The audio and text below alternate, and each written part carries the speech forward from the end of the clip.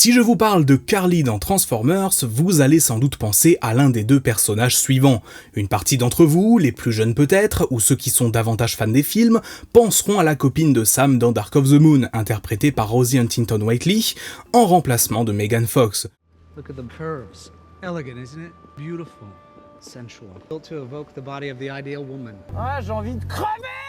Ou alors, peut-être que c'est le personnage G1 qui vous viendra à l'esprit, un personnage humain récurrent de la deuxième saison, devenant la compagne puis la femme de Spike, avec qui il va avoir un enfant, Daniel, entre les saisons 2 et 3. Mais depuis l'an dernier, Carly rime avec quelque chose de totalement différent, dans les nouveaux comics publiés par Skybound. Dans une œuvre pourtant acclamée pour ses personnages cybertroniens et leur caractérisation, elle est en train de devenir l'une des, si ce n'est la star de cette continuité, alors qu'elle fait partie des humains. Ah, ça fait un moment que je veux vous parler des nouveaux comics Transformers. Il y a tellement de choses à dire dessus, tellement de concepts et de personnages intéressants. Mais je ne voulais pas non plus trop gâcher la lecture de ces derniers pour vous, en vous révélant plein d'éléments d'intrigue. Alors que ça va faire 2 mois qu'ils sont sortis en France chez Urban Comics, je pense que c'est le bon moment pour commencer à vous parler un peu de cette nouvelle timeline. Donc je vous préviens avant que cette nouvelle vidéo analyse ne commence, on va spoiler principalement les 6 premiers numéros, soit ceux qui sont inclus dans le premier tome sorti en français. Je parlerai des 7 à 10e également, mais uniquement pour le personnage de Carly, donc globalement vous serez pas spoilé sur ce qui se passe entre les Transformers on va dire.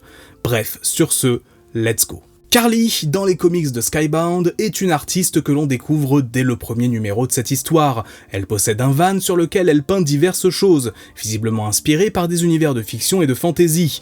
De ce qu'on sait, lui c'est Gandalf, lui Conan le Barbare, en tout cas ce sont les deux références clairement évoquées. Le modèle de van en lui-même est d'ailleurs une référence à un autre comics de Daniel Warren Johnson, Murder Falcon. Rien qu'avec ce panel introductif, on comprend très vite quel genre de personnage est Carly, habillée de façon assez dynamique et ayant des cheveux noirs au lieu du blond du cartoon original. Elle et Spike vont donc se retrouver bien malgré eux au milieu du conflit entre Autobots et Decepticons, découvrant l'Arche et parvenant à s'enfuir aux côtés d'Optimus Prime et Ratchet, alors que Starscream, Soundwave et d'autres reviennent à la vie. Assez rapidement, à l'image de Spike, elle va devenir amie avec eux, et plus particulièrement avec le 3e membre de l'équipe de Prime, Cliffjumper. Leur première interaction est vraiment rigolote et rend aussitôt leur duo attachant, avec d'un côté Cliffjumper qui a un peu peur des humains, et de l'autre Carly qui lui rétorque que, jusqu'à preuve du contraire, c'est elle qui a dû se faire à l'idée que des êtres robotiques extraterrestres existent, et qu'entre deux, c'est clairement pas elle qui a le pouvoir d'écraser l'autre.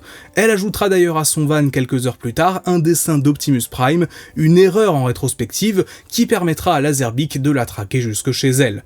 L'auteur Daniel Warren Johnson a d'ailleurs précisé que lors de la première écriture du scénario, Laserbeak la suivait un peu au pif, et c'est donc pour cela qu'il a tenu à ce qu'elle dessine ce petit Optimus, car ça donne entre guillemets une raison aux Decepticons de se lancer à sa poursuite, plutôt que ce soit simplement le fruit du hasard.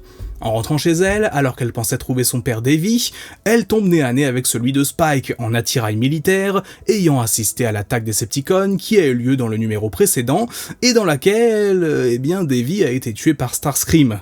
Ouais, rétrospectivement, ça donne une toute autre portée à ce qu'on a vu à la fin du premier numéro. Au moment de sa publication, quand on voit Starscream tuer des humains, les fans, moi le premier, on était plusieurs à noter que c'était cool d'avoir un peu de violence de la sorte, qui prenait limite une dimension un peu humoristique, quand on voit notamment Starscream faire éclater un humain comme ça, c'est rigolo, d'une certaine façon si on veut. Un numéro plus tard, et on découvre en fait que cet humain totalement innocent, ça n'était pas un no-name, pas juste l'ami de travail de Sparky, le père de Spike, c'était le père d'un des deux protagonistes humains.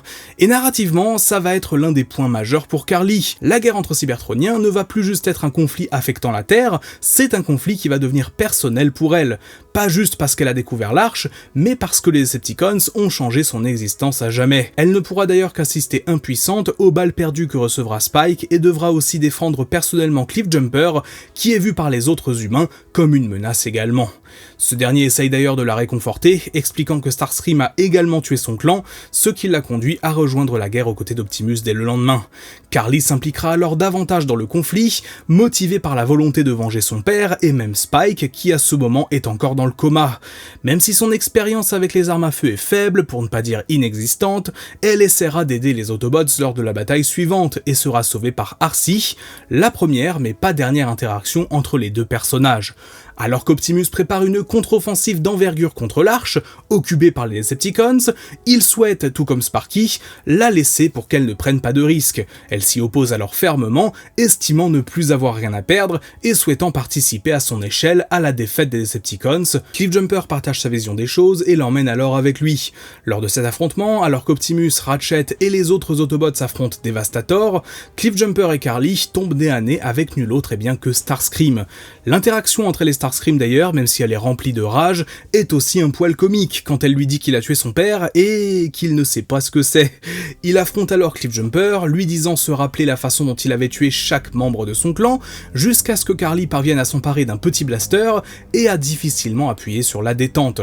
Le tir met alors Starscream à terre et Cliffjumper prend le dessus. Plus qu'un tir à effectuer et c'en est fini. Starscream est là, au sol, un blaster sur la tempe, mais Cliffjumper n'arrive pas à appuyer sur la détente malgré toute la haine qu'il a contre lui, malgré Carly qui le supplie d'en finir. Il n'y arrive pas. Pire, ça permet à Starscream de la prendre en otage. Si finalement il la lâchera quand Optimus Prime enverra Devastator sur lui, ça ne change rien. Carly a été sauvée, mais celui qui était alors son meilleur ami parmi les Autobots venait de la décevoir comme jamais elle n'aurait pu l'imaginer. Avec le recul, il s'en voudra énormément, et assez logiquement, même si Jazz essaye de le rassurer autant qu'il peut.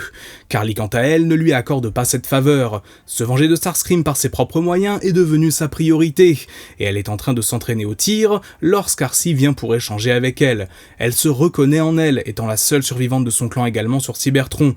Lorsqu'elle a rejoint la guerre et qu'elle est devenue un soldat d'élite, elle était animée par la haine et avertit Carly contre cela, car c'est un chemin qui pourrait lui faire perdre encore plus, sans pour autant guérir ses blessures profondes.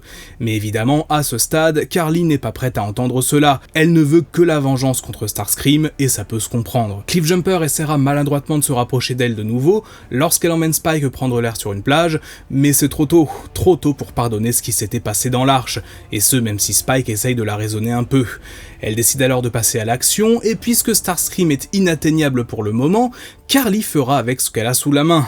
Elle décide d'aller tuer Skywarp, blessé, et dont le corps est fusionné avec l'Arche, alors qu'elle pointe un lance-roquette sur lui, et que, malgré son hésitation, elle finit par tirer malgré elle, Arcee s'interpose et encaisse le coup. Prime s'apprête alors à lui expliquer une leçon de morale, mais Carly en a assez. C'est en train de devenir un moment d'enseignement d'Optimus, dit-elle alors. Retournée dans son van, Arcee viendra ensuite échanger avec elle et lui proposera plus tard de devenir son Iron Apprentice, qu'on pourrait traduire par apprenti de fer ou apprenti d'acier. Pour faire simple, c'est un lien qui unit deux Cybertroniens, un plus âgé et un plus jeune, veillant l'un sur l'autre et faisant équipe sur le terrain. Si Optimus rétorque que ce genre de relation n'existe qu'entre les Cybertroniens justement, Arcee est prête à déroger à cette règle si Carly l'accepte également. Les deux font alors équipe et vivront très probablement pas mal de choses l'une avec l'autre. Carly, c'est vraiment un personnage que j'adore dans ces nouveaux comics. En l'espace de 10 numéros à l'heure où j'écris ces lignes, elle a déjà connu un super développement. Ça n'est pas juste entre guillemets la copine de Spike, ça n'est pas juste une fille qui a perdu son père, et ça n'est pas juste une badass qui manie les armes. C'est un mélange de tout cela, et la relation qu'elle noue avec Cliffjumper puis avec Arcee sont ultra intéressantes à voir se développer. D'ailleurs, je trouve ça plutôt sympa d'avoir créé ce lien entre elles, car l'une comme l'autre, elles représentent l'évolution des personnages féminins dans la licence Transformers. Carly, à l'origine, ça n'était qu'une petite fille blonde sans personnalité qui servait uniquement de love interest. Arcee, si elle avait quelques moments cool, on ne peut pas dire que ce soit un modèle de caractérisation dans la G1. Mais en 40 ans, les choses ont évolué, et Arcee notamment est devenue une figure centrale de la franchise, dépassant largement ce statut de simple Autobot féminin entre guillemets. Carly, si on peut regretter son apparition dans Dark of the Moon, est davantage à mettre en parallèle avec d'autres personnages humains qu'on a connus depuis le temps. L'exemple le plus évident étant Verity Carlo des comics ADW, ou même dans une moindre mesure, Miko de Transformers Prime. C'est d'ailleurs une vraie critique que l'on peut adresser au personnage de Carly, je pense, c'est qu'elle aurait pu s'appeler autrement, tant elle ne partage quasiment rien avec l'original, si ce n'est sa relation avec Spike, et encore, même là, il y a eu du changement. Elle est la véritable héroïne humaine des comics Skybound jusqu'à maintenant, et probablement l'un des personnages les mieux écrits de ces derniers. Et pourtant, notamment avec Optimus, il y a vraiment de la concurrence. N'hésitez pas à me dire ce que vous pensez du personnage de Carly, et plus largement de l'histoire de ces nouveaux comics si vous les avez lus. Ça m'intéresse beaucoup, car je n'ai pas encore eu l'occasion de beaucoup en parler sur la chaîne, pour laisser le temps à un maximum de personnes de les lire. D'autant d'autant plus que maintenant, ils sont disponibles en français chez Urban Comics. Sur ce, merci beaucoup d'avoir regardé cette vidéo, j'espère qu'elle vous aura plu, on se retrouve très vite pour du nouveau contenu, c'est tout pour moi, c'était Magnus, bye tout le monde.